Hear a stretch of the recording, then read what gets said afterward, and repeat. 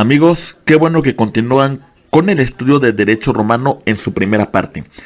Ahora vamos a estudiar nosotros la unidad número 3 y con esto concluimos la primera parte de Derecho Romano. Estimados amigos, vamos a estudiar en esta asignatura el Derecho Romano Procesal Civil y vamos a estudiar los siguientes puntos. El punto número 1, vamos a estudiar los procedimientos privados en el Derecho Romano, analizando los siguientes. El procedimiento de acciones de ley.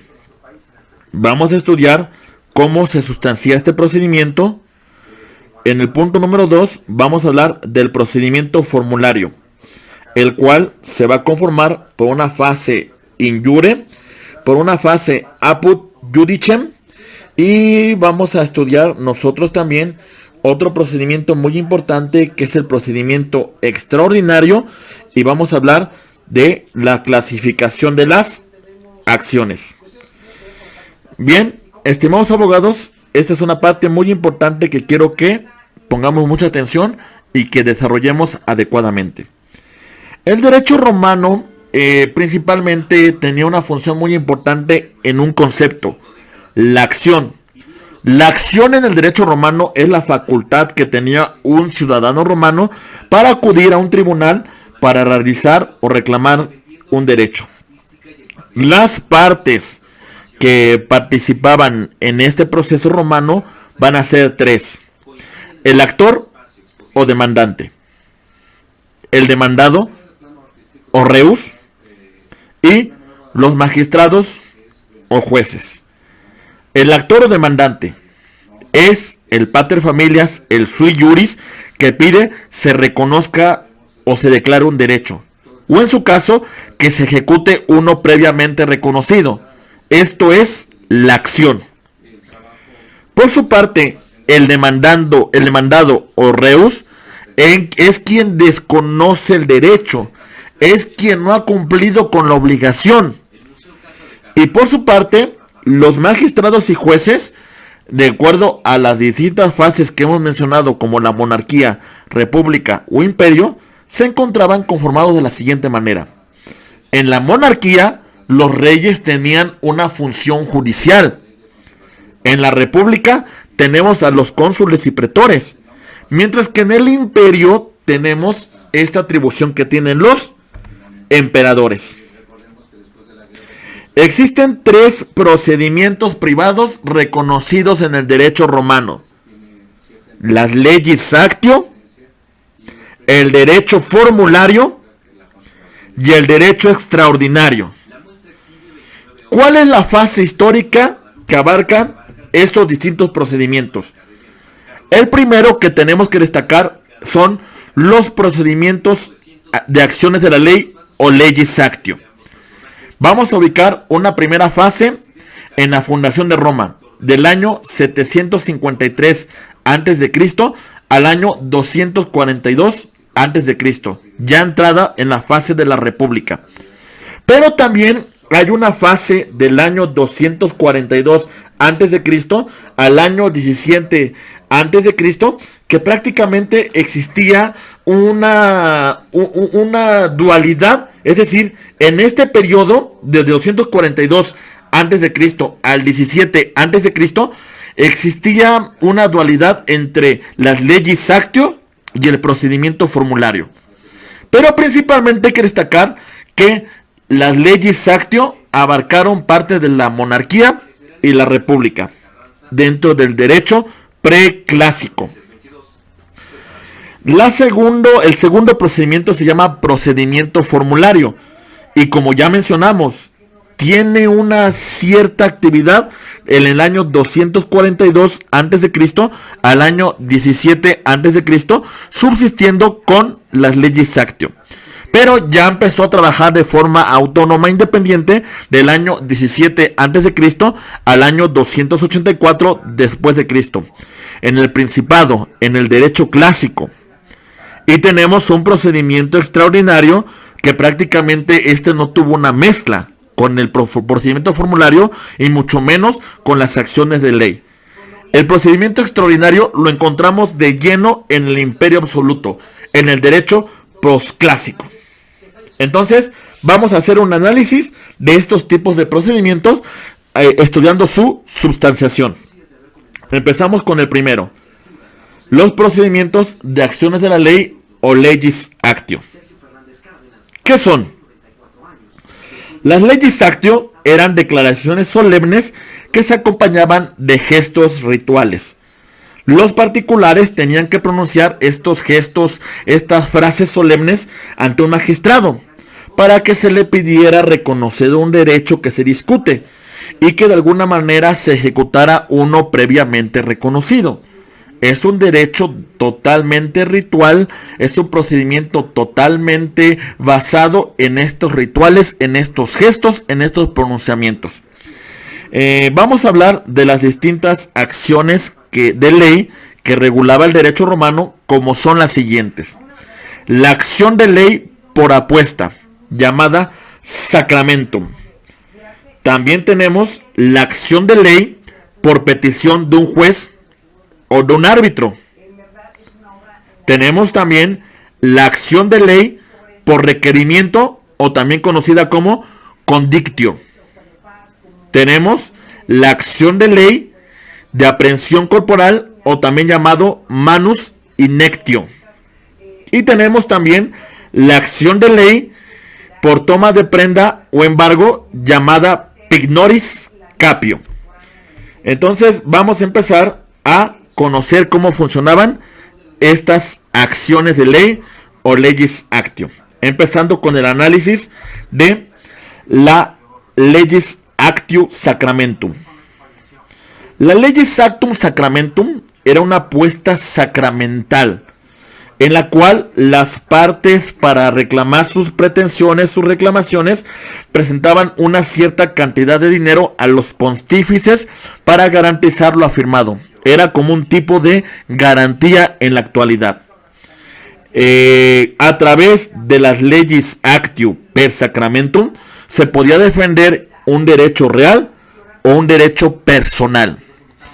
Para defender un derecho real existía un procedimiento que se llama per sacramentum in rem, en la cual el pater familias, el heredero, el propietario, puede defender la cosa y oponerse frente a terceros. Por su parte, la per sacramentum in personam servía para proteger derechos personales. Inicia con una afirmación del actor, el cual debería acreditar su derecho de crédito, y el demandado de alguna manera contestaba si estaba de acuerdo o no con esta petición del acreedor. Tenemos la acción de ley por petición de un juez o de un árbitro. Principalmente este actio legem servía para acciones divisorias, para que se autorizara la división de una herencia, de una cosa en común, de una copropiedad, para deslindar terrenos. Pero también esta ley a petición de un juez o de un árbitro servía para un crédito resultante de un contrato. Es decir, no se cumplió con el contrato y como consecuencia se le pedía a un juez, se le pedía a un árbitro que la parte que no había cumplido cumpliera con esta obligación principal. Tenemos también por otra parte la acción de ley por requerimiento, o también conocida como condictio. Esta acción fue utilizada para recuperar créditos referentes, es decir, para recuperar una cosa cierta o determinada que no había sido entregada por el demandado. Son principalmente sobre bienes fungibles.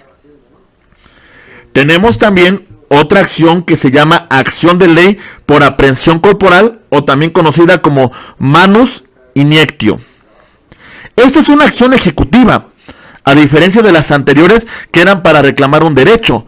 Aquí es para exigir el cumplimiento de la obligación. El acreedor prende al deudor, literalmente. ¿Qué quiero decir con esto? Se le da un plazo para el cumplimiento de la obligación. Si el deudor no pagaba, el acreedor podía vender a su deudor como esclavo para garantizar el cumplimiento de la obligación. También tenemos la acción de ley de toma o prenda de embargo llamada pignoris capio, que también es una acción ejecutiva que servía para que los acreedores tomaran algo que le pertenece al deudor como garantía del cumplimiento de la obligación. ¿Cómo se sustanciaba este procedimiento? Vamos a hablar que este procedimiento formulario, este procedimiento actio legis, tenía tres fases: in iure, in contestatio y apud judicem. Es muy importante señalar las declaraciones solemnes, las frases solemnes, los gestos solemnes, las palabras solemnes que tenían que pronunciarse para que pudieran presentar esta acción. La fase in iure la encontramos que se desarrolla ante el magistrado. El magistrado citaba a las partes para que comparecieran 30 días después y expusieran su causa. Pasamos a la siguiente fase, la in contestatio. Comparecían las partes ante el magistrado y ante el magistrado exponían su acción o sus excepciones. La acción por parte del deudor, del actor, y las excepciones por parte del demandado. Es muy importante recordar las frases solemnes, la puesta sacramental que tenían que realizar las partes. Y como última parte tenemos la apud judicem, que consistía, ya no pasamos, ahora ya el magistrado no interviene, sino el magistrado recibía la causa y la pasaba a un juez. El juez dictaba sentencia en virtud de todo lo ocurrido en la fase anterior. Examinaba las pruebas, oiría los alegatos y al final de cuentas resolvería. Muy bien. Entonces aquí encontramos que más o menos se parecería, tendría una similitud al sistema acusatorio adversarial, en donde en la fase de investigación o en la etapa intermedia es una fase de preparación, y en la apud judicem consistiría una fase en donde el órgano jurisdiccional, con los elementos agotados en fases anteriores, va a dictar una sentencia. Bien, vamos a continuar entonces ahora con el análisis de el procedimiento formulario. Ya hemos agotado el procedimiento de la actio leg y ahora vamos a hablar de qué es el procedimiento formulario. Ya entramos al segundo procedimiento regulado en Roma. Este procedimiento se vinculó principalmente en base a documentos. Estos documentos eran elaborados por el magistrado, o bien el magistrado llevaba una dirección, un control de estos documentos. Este procedimiento formulario se va a dividir a su vez en fases. Vamos a hablar de la fase in iure, vamos a hablar de la litis contestatio y vamos a hablar de la fase apud judicem. Vamos a empezar. Entonces empezamos con la fase in iure, que tiene una fase que vamos a llamar la fórmula y otra que se llama la litis contestatio. Empezamos con la primera, la fórmula. La fórmula es un documento que redactan las partes, que de alguna manera este documento que redactan las partes, que se sigue bajo la dirección del magistrado, tiene como finalidad que una vez que este documento que se presenta al juez, va a servir este documento como base para que el juez dicte una condena o absolva al demandado. Esta fórmula, que en la actualidad denominamos demanda, va a tener los siguientes elementos: la demonstratio, la intentio, la condemnatio y la adjudicatio. Vamos a empezar con la primera fase, la demonstratio. ¿Qué es la demonstratio, abogados? Es la exposición de los hechos. Se señala la causa que lleva a las partes a un litigio. Posteriormente pasamos a la segunda, la intentio. En la intentio se indicaba la pretensión del demandante. Esta era la base del proceso, la pretensión que requería el demandante de la autoridad. Tenemos después la condemnatio. que era una fórmula que se le propone al juez para que éste absuelva o condene al demandado. Y tenemos también la adjudicatio, que es una facultad que tiene el juez para adjudicar total o parcialmente el objeto de litigio, principalmente cuando se reclamaban acciones divisorias. Es importante señalar que el derecho romano también reguló las objeciones, y dentro de las objeciones vamos a hablar de las excepciones y las prescripciones. Las primeras excepciones vamos a hablar que son las perentorias. Las partes la pueden formular en cualquier fase del proceso. Y también tenemos las otras excepciones que son las dilatorias, las cuales se pueden presentar bajo determinadas circunstancias. Otro elemento muy importante, una vez que hemos agotado las excepciones, son las prescripciones, que tenían por objeto la aclaración de la demanda. Bien, siguiendo con la fase in iure, vamos a pasar a su segundo elemento, que es la litis contestatio. La litis contestatio es la última actividad que se va a llevar a cabo ante el magistrado.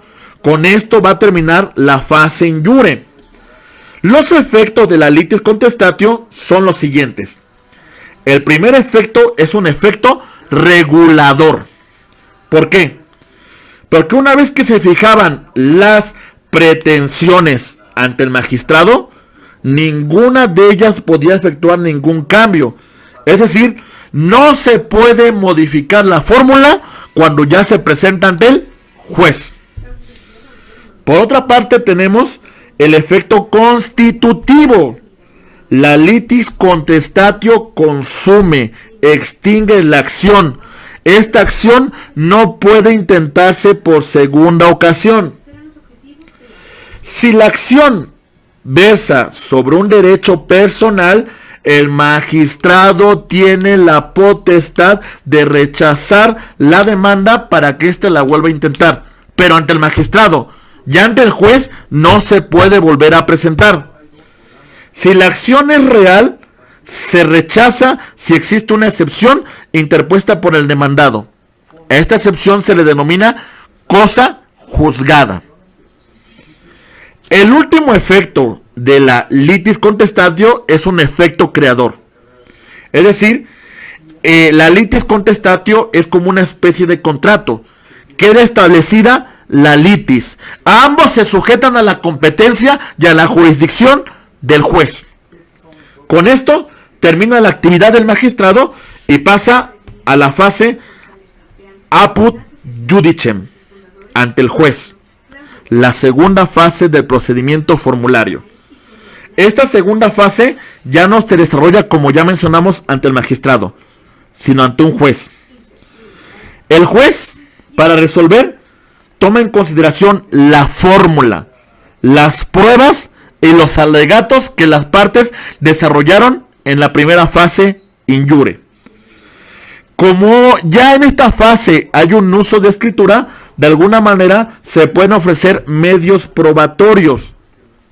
El juez tiene un plazo mucho más amplio para que resuelva.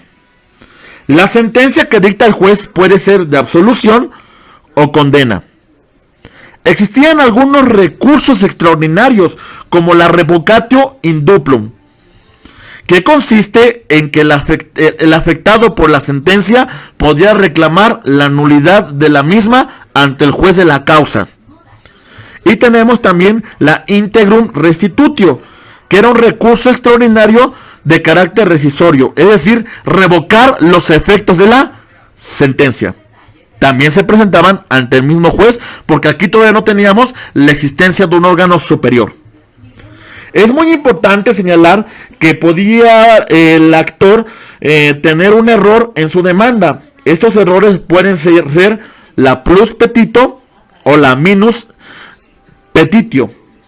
La plus petitio es que se va a absuelver al demandado porque el actor no puede justificar su demanda por un error respecto a la cosa, por un error respecto al tiempo, por un error respecto al lugar o por un error respecto a la causa.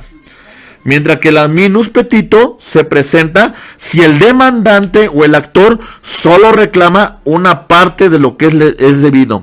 Es decir, si no reclamó una prestación que le debía su deudor, el juez solo puede resolver por lo que las partes reclamaron en la fórmula.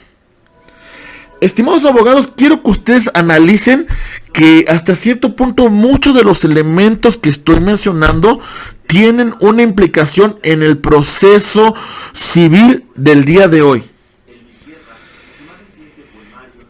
El proceso formulario que hemos hecho mención, en su tercera fase existen vías de ejecución. El deudor tiene un plazo de 60 días para cumplir con la sentencia en el caso de que sea condenatoria. Y en caso de que de no hacerlo, el acreedor puede ejercer una actio judicati. Dentro de esta actio judicati vamos a hablar de 3 elementos que son muy importantes. La bonorum distractio y la pignus in causa judicati. Acuérdense que estas ejecuciones se van a presentar si hay un incumplimiento de la sentencia por parte del deudor. La bonorum se va a presentar en la venta del bloque del patrimonio del deudor para cumplir la suerte principal. Por su parte, la bonorum distractio es una venta al menudeo de los bienes del deudor para cumplir la suerte principal.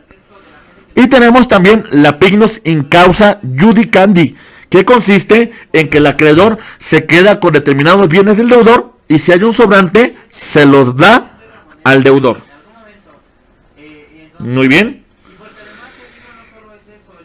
Y tenemos que existía una protección jurídica extrajudicial que también regulaba el procedimiento formulario. Vamos a hablar aquí de 3 que son muy importantes, como son las estipulaciones pretorias, la integrum restitutio y los interdictos. Empezamos con las estipulaciones pretorias. Las estipulaciones pretorias son una especie de contrato que se celebraba ante el pretor. Ante el pretor se establecía una obligación jurídica que las partes aceptaban. Y si de alguna manera se daba la circunstancia prevista en este contrato, entonces las partes quedaban obligadas a cumplir con esta disposición. Es más o menos como el origen de una cláusula arbitral en las cuales las partes se comprometen o se someten a la jurisdicción o se someten a la decisión que dicte un árbitro en el caso de que surja un conflicto. Por otra parte tenemos también la integrum restitutio, que es una decisión tomada por el magistrado para anular una situación que otro magistrado tomó en consideración porque esta no fue realizada conforme a derecho.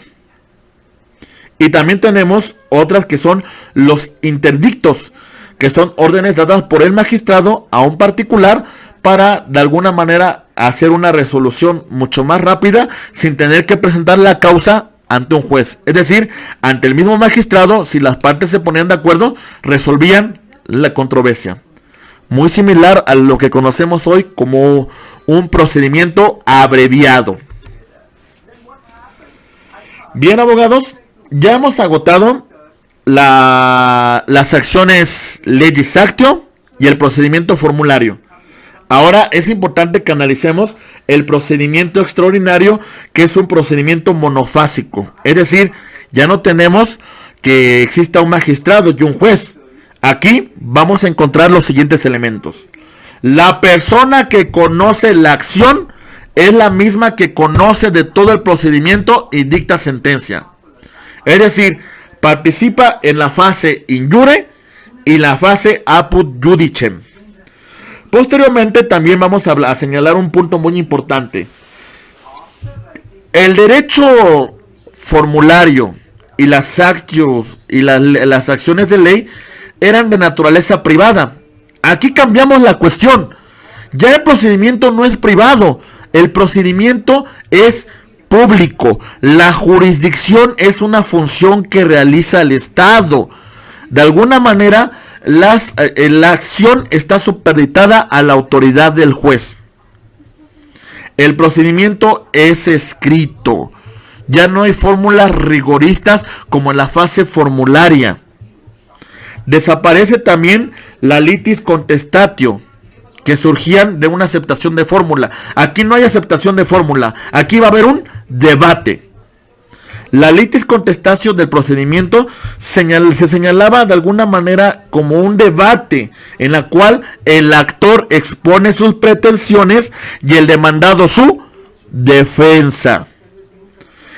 Este procedimiento extraordinario ya también reconoce una figura muy importante que es la reconvención. Es decir, el demandado a su vez presentaba una acción en contra del actor y como consecuencia la sentencia podía condenar al actor. La condena no necesariamente es pecuniaria, sino también puede recaer sobre una cosa fungible.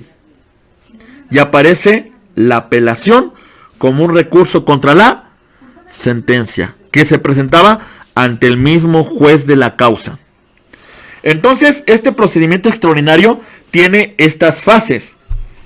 La notificación, o también conocida como litis denuntiatio, la contestación de la demanda, también conocida como libellus contradictionis, la litis contestatio, el procedimiento formulario y la sentencia. Empezamos con la primera, la notificación. Esta va a suceder cuando el actor presenta su fórmula, que la cual va a presentar ante el tribunal, y el empleado del juzgado tiene que notificar al demandado. Posteriormente pasamos a la segunda fase, la contestación de la demanda. La contestación de la demanda también se va a realizar a través del empleado judicial. Pasando a la tercera fase, la litis contestatio, en la cual las partes van a exponer sus argumentos. Después tenemos el procedimiento probatorio. Se ofrecen, se desahogan, se valoran las pruebas, y algunas pruebas muy importantes en el derecho romano son la testimonial, que versa sobre la declaración de testigos, la documental, que versa sobre documentos públicos y privados, y la pericial, que era análisis que hacían expertos de una determinada rama, de una determinada ciencia. Y tenemos por último la sentencia. Acuérdense que la sentencia, como mencionamos, podría ser recurrida a través de la apelación ante el mismo juez de la causa. Bien. Pues una vez que hemos desarrollado un conocimiento práctico sobre los procedimientos vigentes en el derecho procesal romano, como son las legis actio, el procedimiento formulario y el procedimiento extraordinario, vamos a pasar a la clasificación de las acciones. Primero, las acciones por regla general tienen su origen en el derecho civil. A estas acciones se le conocen como acciones civiles. Pero también hay acciones que tienen su origen en el derecho honorarium, como son las acciones útiles, las acciones ficticias y las acciones in factum. Vamos a empezar con las acciones útiles. Las acciones útiles se inspiraban en algún modelo del derecho civil, aunque de alguna manera no se encontraba del todo regulado, pero sí tenían una inspiración en el derecho civil. Las acciones ficticias se inspiraban en una acción del derecho civil, se realizaba ante un magistrado, pero de alguna manera era una situación de una ficción. Se sustituye un hecho real por una ficción, porque acuérdense que había un procedimiento de naturaleza formularia en la cual tenía que desarrollarse esa fase sacramental. Era muy común en el derecho romano que se fingiera la compra de un esclavo para su libertad, que se fingiera la venta de una mujer para la celebración del matrimonio. Son procedimientos ficticios. También tenemos acciones in factum, que no se regulaba por una situación de derecho en particular, sino una situación de hecho que también tenía que ser resuelta. Tenemos también otra clasificación, ya fuera de las acciones honorarias, como son las acciones reales. Las acciones reales versan sobre el derecho que las personas ejercen sobre las cosas. Es decir, si una persona era desposeída de su patrimonio, la manera de defender su patrimonio era a través de una acción real. Pero también tenemos acciones personales que protegían derechos de naturaleza personal para exigir el cumplimiento de una obligación por parte de un deudor. También tenemos otras acciones como son las acciones prejudiciales. La finalidad es resolver una cuestión previa que va a dar origen a un ulterior litigio. Estamos hablando de acciones prejudiciales o acciones preparatorias. Por ejemplo, en el caso que queramos reclamar un crédito que no se ha cumplido, lo primero que tendríamos que agotar es la solicitud de pago, y una vez que haya un incumplimiento, entonces ya iniciamos con otra acción. Tenemos otras acciones que son las acciones reipersecutorias, en la cual el propietario de un bien mueble o inmueble persigue la cosa que desposeyó una persona de forma ilegítima, como cuando un ladrón desposee a una persona de un bien que es de su propiedad. También tenemos otras acciones como son las penales, que derivan de un delito, de un acto furti. Y en este caso, la acción penal se da en contra del ladrón y en favor de la víctima. Tenemos también otras acciones como son las acciones mixtas. Se logra una indemnización del objeto, además de una cantidad adicional por la pena o por los daños causados. Tenemos también acciones privadas que la ejerce el particular para defender su persona, su patrimonio, su familia. Y tenemos también las acciones populares, que puede ser ejercida por cualquier individuo para la defensa de un interés público. Bien. También tenemos acciones ciertas, en la cual desde que iniciamos dicha acción tenemos la posibilidad de fijar una cantidad de la condena desde el principio. Tenemos acciones que denominamos inciertas, en la cual no existe la posibilidad de fijar la cantidad de condena desde el principio. Tenemos también acciones arbitrarias, que servía para lograr que el accionante recuperara una suma de dinero equivalente, es decir, bienes fungibles. Tenemos acciones perpetuas, que su objeto es que el derecho se prolongue en el transcurso del tiempo. Por ejemplo, en el caso que yo reclame un usucapión para que de poseedor se me declare propietario. El objeto de ese propietario es de que ejerza ese derecho de propiedad en el transcurso del tiempo. También tenemos acciones temporales, cuyo objeto es solamente ejercer un derecho de manera temporal. Ejemplo, una posesión. Tenemos acciones de derecho estricto. Esto significa que solamente el juez, cuando dicta una sentencia, va a hacerlo tomando en consideración por lo que solicitaron las partes en sus fórmulas respectivas. No puede pronunciarse sobre aquello que las partes no hayan solicitado. Y también tenemos las acciones de buena fe, en la cual el juez está facultado de investigar e interpretar aquellas omisiones de las partes. Bien, abogados, con esto vamos a concluir nuestra asignatura de Derecho Romano en su primera parte. Nosotros recomendamos las siguientes obras para que ustedes hagan un estudio más detallado sobre esta asignatura.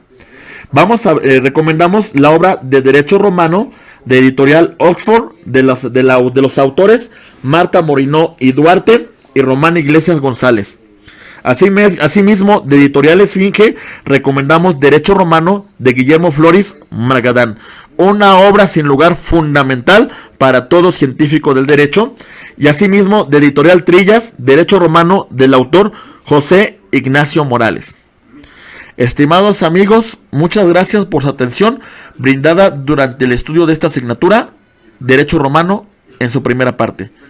Como siempre, su amigo Héctor Martínez Sandoval está a sus órdenes, y muchas gracias por estudiar la licenciatura en Derecho en el Instituto de Estudios Superiores en Derecho Penal.